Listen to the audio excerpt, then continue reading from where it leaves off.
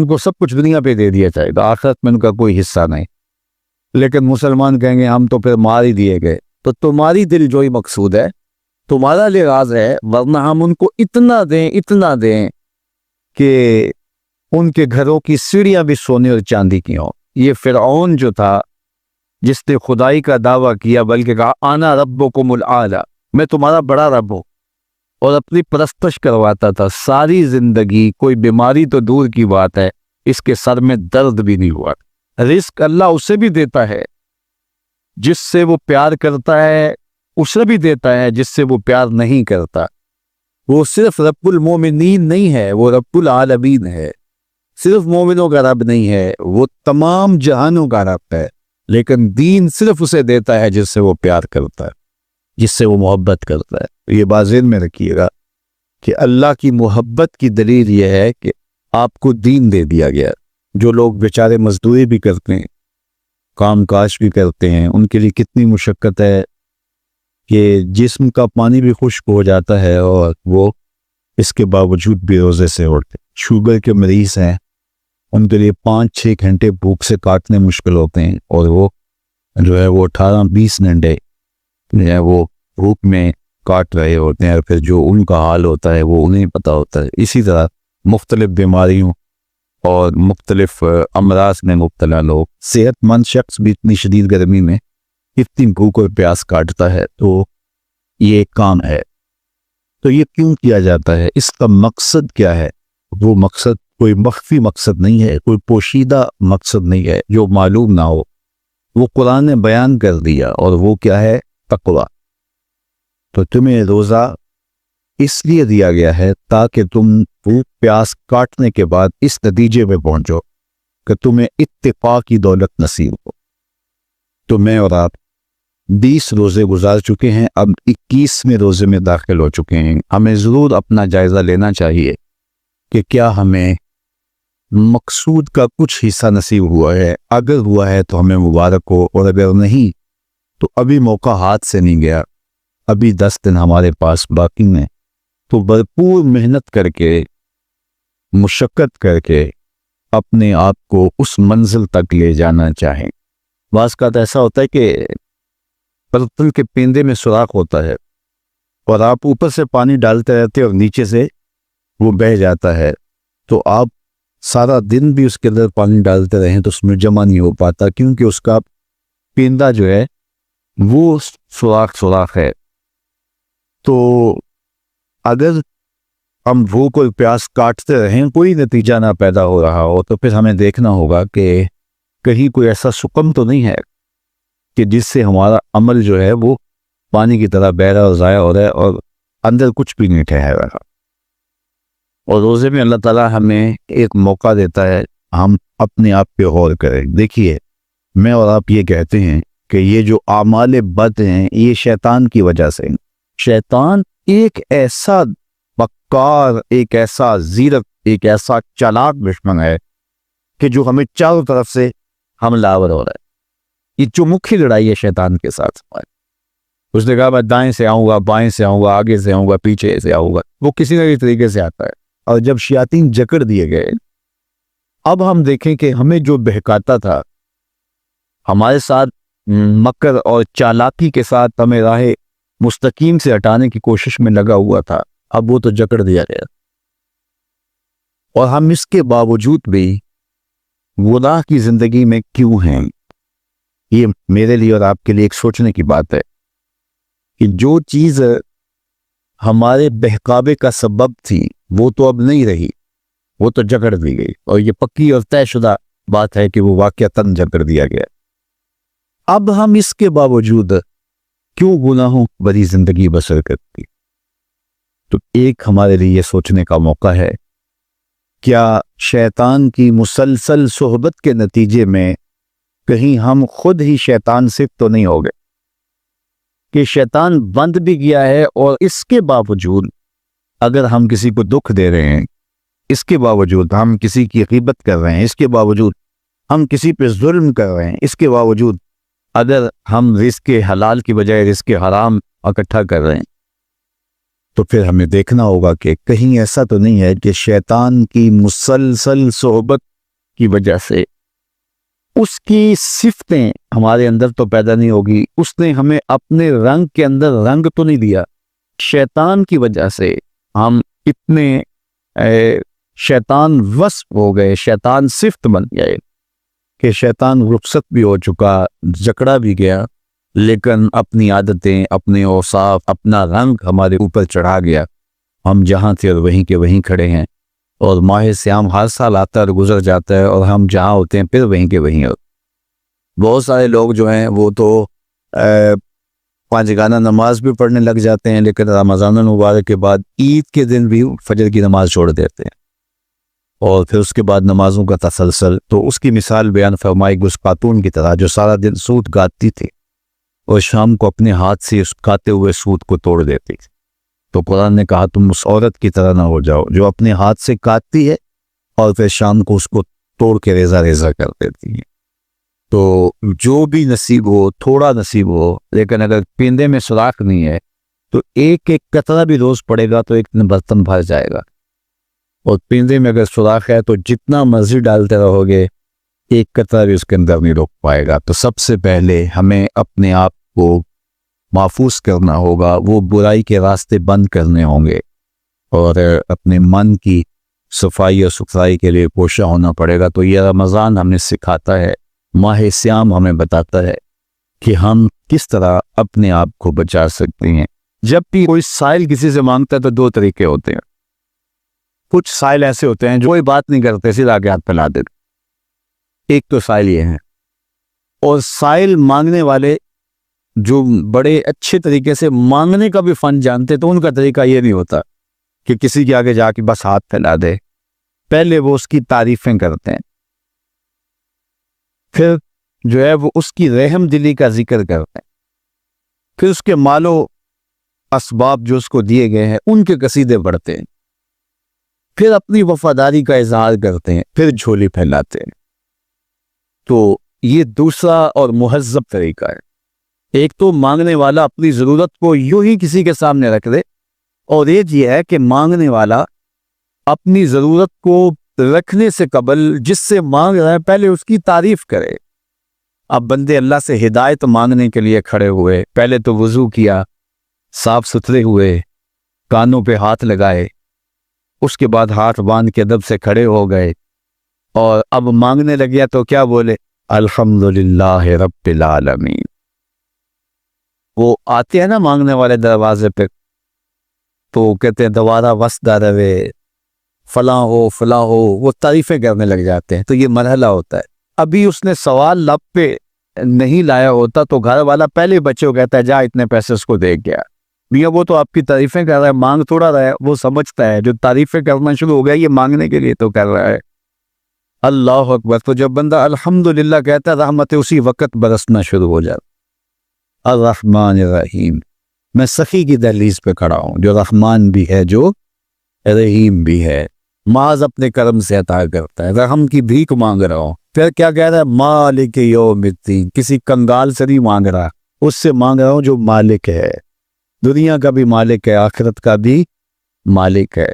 پھر اس کے بعد اگلی بات کیا کہتا ہے, ایاک نعبد و ایاک نستعین. مالک میں پوچھتا بھی تجھے ہوں اور مانگتا بھی تجھ سے ہوں. دیکھو سائل اس اعتبار سے بھی 2 طرح کے ہوتے ہیں.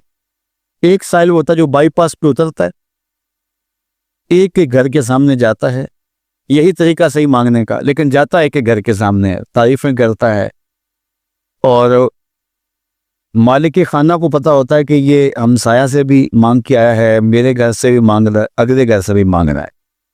تو وہ اسے تھوڑا سا آٹا دے دیتا ہے, 1 روپیہ دے دیتا ہے. اس کو پتہ ہے اس نے پورا گاؤں مانگنا ہے, آدھا گاؤں مانگ آیا ہے, آدھا گاؤں اس نے بھی مانگنا ہے.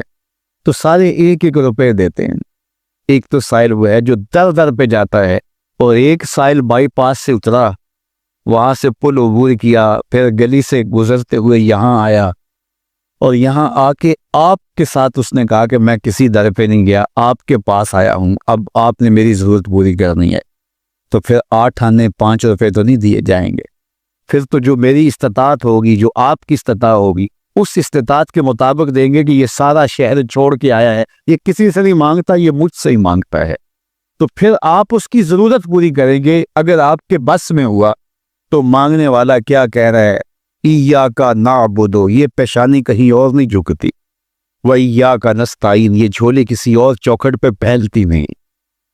وہ کریم، وہ مالک رب جو تمام جہانوں کا رب ہے، میں اس کی دہلیز پہ کھڑا ہوں اور آیا سیدھا اسی کی دہلیز پہ ہوں، نہ اس سے پہلے کسی در پہ گیا ہوں نہ اس کے بعد کسی در پہ جانا ہے، تو پھر مالک بھی کرم نوازیاں اور رحمتیں اس کی جھولی میں ڈال دیتا ہے۔ اب اتنی لمبی تمہید باندھنے کے باوجود مانگا کیا؟ ذرا غور کیجئے، یہ وہ ہے جو ہم ہر روز ہر نماز کی ہر رکعت میں مانگتے ہیں، اور مانگنے کا طریقہ کتنا خوبصورت ہے، اور مانگنے والے یوں ہی مانگا کرتے ہیں، پہلے جس سے مانگنا اس کی تعریفیں کرتے ہیں۔ آپ نے مانگنے والوں کو دیکھا جو سلیقے سے مانگتے ہیں، تیرے بچے وسط رہن، تیری جد آباد رہے، تیرا خاندان آباد رہے، وہ مانگتے ہیں اس طرح، پہلے تعریفیں کرتے ہیں، پھر کہتے ہیں تیری فیکٹریاں چلتی رہیں، تیرے جو ہے تیری جائیداد بڑھتی رہے، تو وہ اس کے خزانوں کا ذکر کرتے ہیں، اور پھر کہتے ہیں کہ یہ فقیر نہ مانا تیری چوکھٹ پہ آیا، اس کی ضرورت تو پوری کر دے۔ اب بندہ بھی اللہ کے حضور جب حاضر ہوتا ہے تو مانگنے کا سلیقہ کیا ہے؟ سب سے پہلے کہتا ہے الحمدللہ رب العالمین، میں کسی کنگال کی چوکھٹ پہ نہیں آیا، تمام جہانوں کے پالن ہار کی چوکھٹ پہ آیا۔ اسی کی تعریفیں اختیاری بھی غیر اختیاری بھی، واسطے کے ساتھ بھی بلا واسطے کے ساتھ بھی، اسی کی خوبی ہیں، سارے اسی کے کمال ہیں، بس سارے اسی کے ہیں۔ پھر اس کے بعد کہتے ہیں رحمان الرحیم، وہ رحمان بھی ہے وہ رحیم بھی ہے۔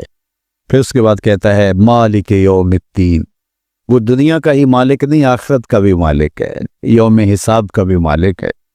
پھر اس کے بعد اپنی وفاداری جتلاتے ہوئے کہتا ہے ایاک نعبد و ایاک نستعین، مالک سارا جہاں بس رہا ہے، میں نے کسی سے نہیں مانگا، میں نے جھولی تیری چوکھٹ پہ پھیلائی ہے، میری پیشانی تیرے حضور جھکتی ہے، یہ پیشانی کسی اور کے حضور کبھی نہیں جھکی نہ جھکے گی۔ یہ سب عرض کرنے کے بعد پھر مانگتا کیا؟ اہدنا الصراط المستقیم، مالک مجھے سیدھی راہ پہ چلا دے، میں تیرے حضور آیا ہوں، مجھے ہدایت کا نور عطا کر دے۔ انشاءاللہ یہ ہدایت کیا ہے اور ہدایت کی قسمیں کیا ہیں، اور پھر اس دعا کا جواب اللہ کی طرف سے کیا آتا ہے، اور بندے پہ کتنی کرم نوازیاں ہوتی ہیں، انشاءاللہ یہ مضمون کل ہوگا۔ اللہ مجھے آپ کو اپنی رحمتوں کے سائے میں رکھے۔ کسی شخص نے کہا کہ میں یہاں پنڈی بائی پاس پہ جانا ہے، تو میں نے کہا کہ یہاں مرکز سے باہر نکلو تو سیدھے ہاتھ ہو جانا، وہاں آگے مین روڈ آ جائے گا تو اس سے دائیں ہو جانا، کچھ فاصلہ کاٹو گے تو آگے بائی پاس ہوگا۔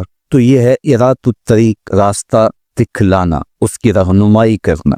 تو ہدایت کا ایک معنی یہ ہے رہنمائی، لیکن وضو کر کے قبلہ رو کھڑا ہو کے ہاتھ باندھ کے جب کوئی کہہ رہا ہے کہ اہدنا الصراط المستقیم، تو اس کا مفہوم ارات الطریق نہیں ہوگا، چونکہ وہ راہ دیکھ چکا ہے تو تبھی یہاں تک پہنچا ہے۔ اب اس کا دوسرا معنی ہوگا ایصال الی المطلوب، مطلوب تک پہنچنا۔ اور وہ کیسے ہے کہ کسی نے کہا کہ میں نے بائی پاس پہ جانا ہے اور آگے میں نے شہر کی طرف جانا ہے، تو میں نے اس کو کہا یہاں سے نکلو، دائیں ہو جاؤ، پھر جو ہے وہ پھر دائیں ہو جانا، پھر بائیں جانب کی ڈائریکشن لینا، پھر آگے چلے جانا تو شہر آ جائے گا۔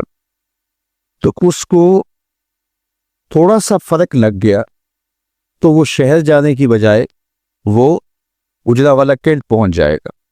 ارات الطریق میں بھٹکنے کے امکان موجود ہے، اور اگر کوئی راستے میں بھٹکانے والا کھڑا بھی ہو، ٹریفک پولیس کا وارڈن راستے میں کھڑا ہو اور اس نے وردی وہی پہنی ہوئی ہو، تو وہ کہے کہ نہیں تم ادھر جاؤ، تو گو میں نے راستہ دکھا دیا، لیکن وہ شخص اس شخص سے دھوکہ کھا جائے گا کہ یار یہ ٹریفک پولیس کی وردی میں ہے تو یہ تو غلط نہیں بتا رہا، تو وہ اس کو کسی اور سمت گھما کے پہنچا دے گا۔ اب راستہ اگر صرف دکھلانا ہی منزل تک پہنچنے کی ضمانت ہوتا تو لوگ راستے سے بھٹکتے نہ، کیونکہ راستے میں ایک جعلی وردی پہنے کھڑا ہے جو لوگوں کے راستے خراب کرتا ہے، اور اس نے اللہ کی حضور اللہ کی عزت کی قسم کر کے کہا تھا لَأَقْعُدَنَّ عَلَىٰ صِرَاطِكَ الْمُسْتَقِيمِ، مالک تیری طرف جو سیدھی راہ جاتی ہے میں اس راستے پہ کھڑا ہو جاؤں گا اور تیرے بندوں کو تیرے تک نہیں پہنچنے دوں گا، دائیں بائیں بھٹکا دوں گا۔ تو ایرات الطریق میں بھٹکنے کے امکان موجود ہیں۔ اور دوسرا ہے ایصال الی المطلوب، آپ نے کہا کہ میں نے شہر جانا ہے، مجھے راستہ بتاؤ، میں نے آپ کا بازو پکڑا، آپ کو ساتھ لیا اور شہر پہنچا کر کہا کہ یہ تمہاری منزل ہے، تو اس کو کہتے ہیں ایصال الی المطلوب، مقصود تک، منزل تک، مطلوب تک پہنچا دینا۔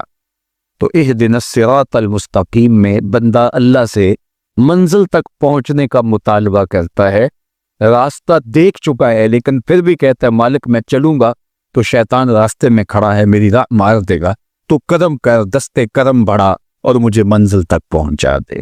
اور جب وہ دستے کرم اور رحمت برا ہاتھ دیتا ہے تو پھر منزل تک پہنچنے میں دیر نہیں لگتی۔ آج خود کوئی جتنا مرضی سفر کرے منزل نصیب نہیں ہو سکتی جب تک اس کی کرم نوازی نہ ہو۔ بہلول دانا دریائے دجلہ کے کنارے پہ گھوم رہا تھا کہ ہارون الرشید نے کہا کہ اس کو میرے تک پہنچایا جائے، تو اوپر والوں نے کمند نیچے پھینکی اور نیچے والے خدام نے اس کو پکڑ کے اس کمند میں بٹھایا اور ان اوپر والوں نے اوپر کھینچ لیا، تو 2 لمحوں کے بعد محل کی چھت پر بادشاہ کے سامنے تھا۔ تو بہلول کو ہارون الرشید نے پوچھا، بہلول بتاؤ خدا تک کیسے پہنچے ہو؟ تو بہلول نے مسکرا کے کہا بادشاہ جیسے آپ تک پہنچو۔ کہا بات سمجھ نہیں آئی۔ کہا میں خود آنا چاہتا تو کئی واسطوں سے گزر کے دیوان خانے میں پہنچتا، پھر درخواست جمع کرواتا اور پھر آپ تک کئی واسطوں سے وہ درخواست پہنچتی، پھر آپ وقت دیتے، جو وقت آپ نے دیا ہوتا، ہو سکتا آپ کے کوئی شاہی مہمان آ جائیں اور کسی ملک کا کوئی سفیر آ جائے اسی تاریخ کو، تو میری ملاقات منسوخ ہو جاتی۔ میں چاہتا تو مہینے سال لگ جاتے، ملاقات ہوتی نہ ہوتی، اور جب آپ نے چاہا ہے تو 2 گھڑیاں بھی مل گئی۔ تو کہا کہ ایرات الطریق نہیں، راستہ تو دیکھا ہوا ہے، سجائی دے رہا ہے، لیکن کہیں شیطان راستے میں ہماری راہ نہ مار دے، ہم خود تھک کے نہ بیٹھ جائیں اور راستے کی پیچیدگیاں ہمیں کہیں کسی اور سمت نہ لے جائیں، تو مالک کرم فرما، دستے کرم بڑھا اور ہمیں منزل تک پہنچا دے۔ تو جب یوں سوال کیا تو جواب کیا آیا، صراط الذین انعمت علیہم۔ تو یہ سائل کے سوال کے اندر ہی جواب ہے، فوراً اس کے لبوں پہ یہ سوال جاری کر دیا گیا جس میں جواب ہے، مالک ان لوگوں کے راستے پہ چلا جن پر تیرا انعام ہوا۔ اور اللہ کا انعام کن پر ہوا؟ انبیاء پر، صدیقین پر، شہداء پر اور صالحین پر۔ اس طبقے پر اللہ تعالیٰ کا انعام اور اس کی کرم نوازیاں نازل۔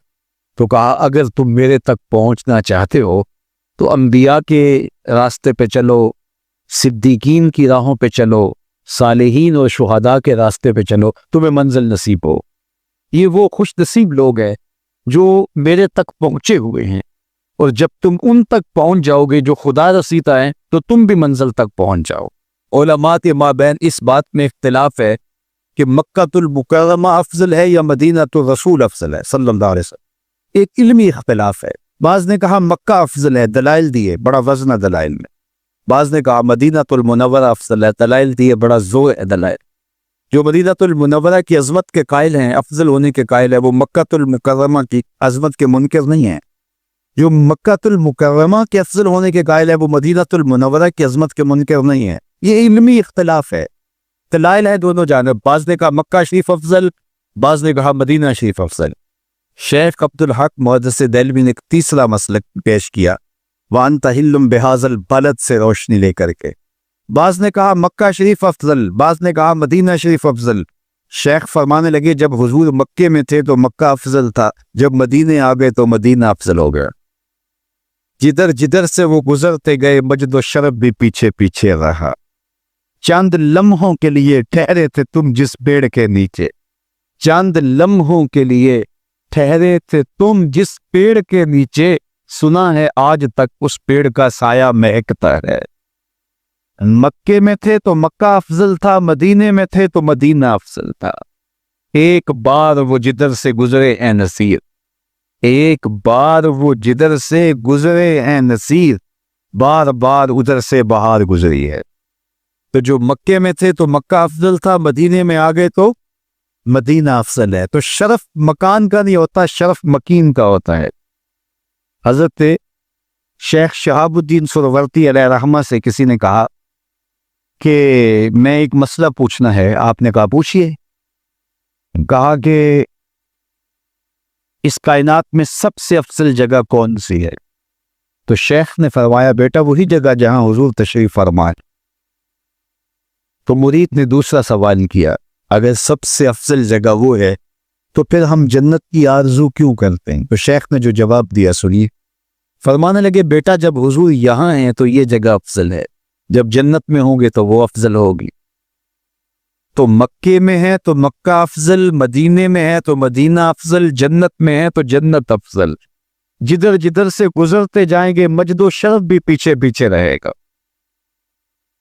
اور یہ میرا جوش خطابت نہیں ہے، میں اس پر ایک حدیث آپ کے سامنے رکھنا چاہتا ہوں کہ شرف مکان کا نہیں، شرف مکین کا ہوتا ہے. آپ نے تو یہ مسئلہ علماء سے سنا ہے کہ اگر لوگوں کو پتہ چل جائے کہ پہلی صف کا شرف کیا ہے، اجر کا وہ جب معلوم ہو کہ کتنا اجر ہے، تو وہ کہیں ہم نے تو کھڑے پہلی صف میں ہونا ہے تو اس پہ پورا ڈالا جایا کرے، اس پہ الجھاؤ ہو جایا کرے. اب پہلی صف کون سی ہے؟ یہ جو محراب کے ساتھ والی صف ہے یہ پہلی صف ہے نا. لیکن اگر امام مصلی اٹھا کر کے برآمدے میں لے جائے تو مجھے بتاؤ یہ پہلی صف رہے گی؟ اس کو شرف نصیب رہے گا؟ شرف برآمدے کی صف میں چلا جائے اور امام وہاں سے بھی مصلی اٹھا کے صحن میں چلا جائے تو بتاؤ برآمدے کی صف کو صف اول کا شرف نصیب رہے گا؟ تو یار صدیاں گزرنے کے بعد میرے جیسا امام مصلی یہاں رکھے تو شرف یہاں ہو، مصلی وہاں رکھے تو شرف وہاں ہو، مصلی برآمدے میں ڈال لے تو شرف برآمدے میں ہو، مصلی چھت پہ لے جائے تو شرف چھت پہ ہو، مصلی صحن میں رکھے تو شرف صحن میں ہو. یہ تو 14 صدیاں گزرنے کے بعد میرے جیسا شخص مصلی بدل جائے تو شرف پیچھے پیچھے ہو. تو نبیوں کا امام مکے میں ہو تو شرف مکے کو ملے، مدینے میں ہو تو شرف مدینے کو ملے، جنت میں ہو تو شرف جنت کو ملے. جدھر جدھر سے گزرتے جائیں گے مجد و شرف بھی پیچھے پیچھے رہے گا. تو کہا قسم ہے مجھے اس شہر کی، یعنی شہر مکہ کی. اور شہر مکہ کی قسم کیوں کی گئی؟ کہا محبوب اس شہر میں تو جو رہتا ہے، اس شہر کی گلیوں نے تیرے قدم جو چومے ہیں.